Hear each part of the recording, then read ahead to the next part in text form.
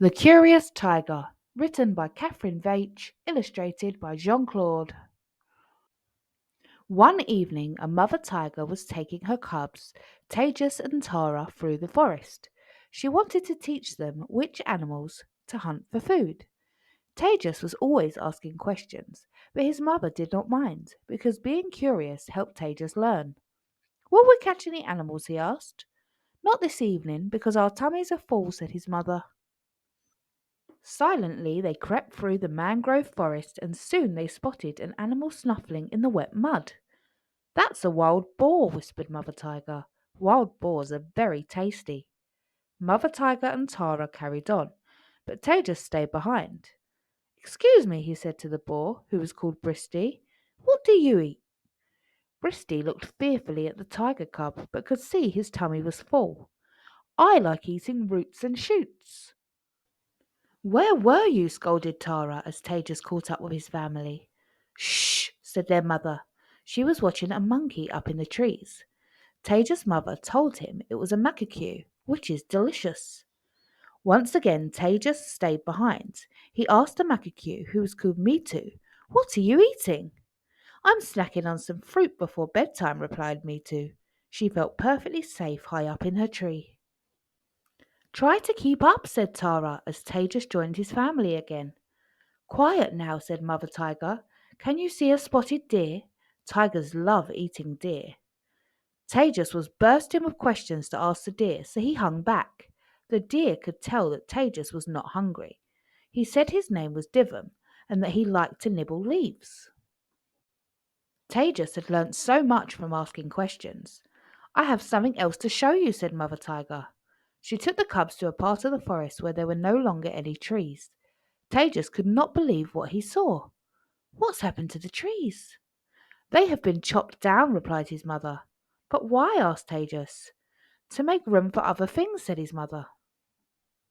Mother Tiger continued. Because there is no forest here anymore, there are no wild boars, no macaques, and no spotted deer, as there is no food or shelter for them. We can't stay here either, can we? Asked Tejas. There are no animals for us to eat. It was time to head back into the forest. Tejas needed cheering up, so Mother Tiger took the cubs swimming. All tigers love swimming.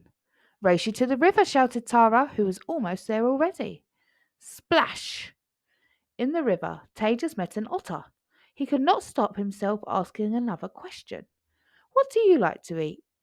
I especially like eating crabs, replied Oditi, the otter, who was a much better swimmer than any tiger. If otters eat crabs, what do crabs eat? Tejas asked his mother. Why don't you ask one? Replied Brother Tiger. So Tejas swam over to the soggy, muddy bank to find some crabs. The crabs sank back into the mud when they saw Tejas, but Choti, a brave fiddler crab, nipped Tejas' paw and said, I nibble on dead animals, which keeps the river clean. There were so many animals living in the mangrove forest, and word quickly spread that a curious tiger cub was asking questions. Animals grew bold and came out of their hiding places. A crocodile snapped that it liked to eat snakes. A snake hissed that it ate birds, and a bird quacked that it snacked on crabs. Hiss, hiss. Soon it was time for the tigers to head back to their favourite spot under a mangrove tree to sleep. Tejas did a big tigery shake to dry off.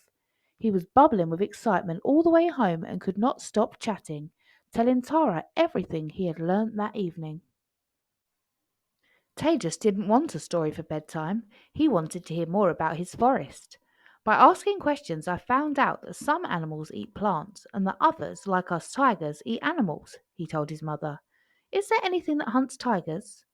I'll answer that question when you're a little older, said Mother Tiger. But learning all about the forest will help to keep you safe. Good night, Tejas. The end. Thank you for listening, and if you enjoyed it, please like and subscribe and come join us for more stories.